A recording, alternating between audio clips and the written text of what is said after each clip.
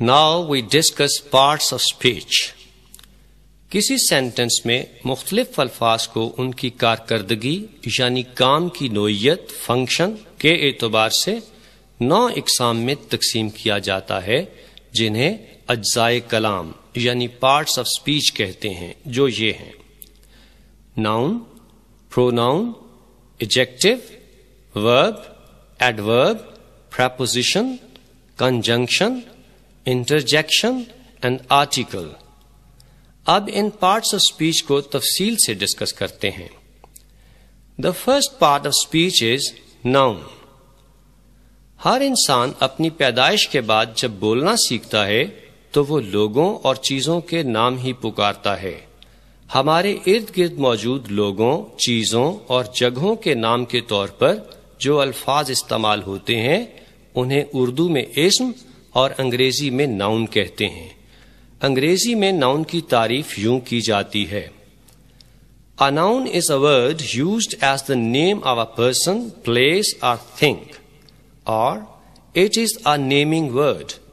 For example, Ali, Osman, student, teacher, cow, dog, Lahore, city, pen, book, chair.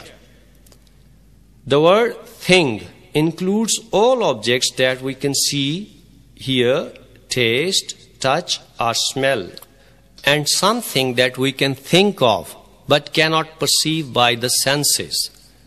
لفظ thing میں وہ تمام objects, اشیاء شامل ہیں جنہیں ہم دیکھ سکتے ہیں، چکھ سکتے ہیں، چھو سکتے ہیں یا سونگھ سکتے ہیں، یا جن کا ہم صرف تصور کر سکتے ہیں لیکن انہیں اپنے سینسز حواس خمسہ سے محسوس نہیں کر سکتے۔ Nouns are divided into 2 categories. Nouns کو 2 گروپوں میں تقسیم کیا جاتا ہے: Countable nouns, names of things which are counted.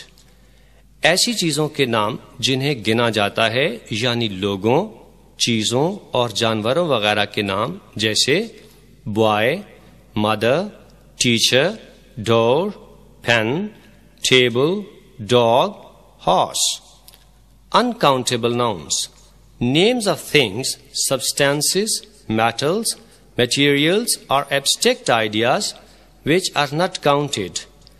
ایسی چیزوں، دھاتوں یا جذبات، خیالات وغیرہ کے نام جنہیں گنا نہیں جاتا، جیسے wood, milk, sugar, rice, gold, silver, honesty, beauty, death, strength, pain, truth, sickness.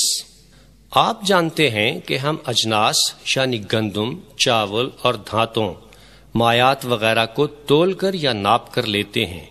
Wait گندم، گولڈ سونا اور سلور چاندی وغیرہ کو گنا نہیں بلکہ تولا جاتا ہے۔ اسی طرح ووڈ لکڑی کو گنتے نہیں بلکہ ناپتے ہیں۔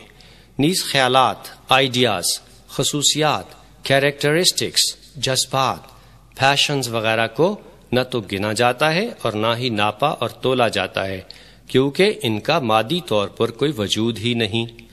یہ بھی یاد رہے کہ countable nouns have plural forms while uncountable nouns generally do not. countable nouns کی plural form ہوتی ہے جبکہ uncountable nouns کی عموماً plural form نہیں ہوتی۔ مثلاً ہم پینس اور چیئرز تو کہتے ہیں لیکن ملکس یا کاٹنز نہیں کہتے۔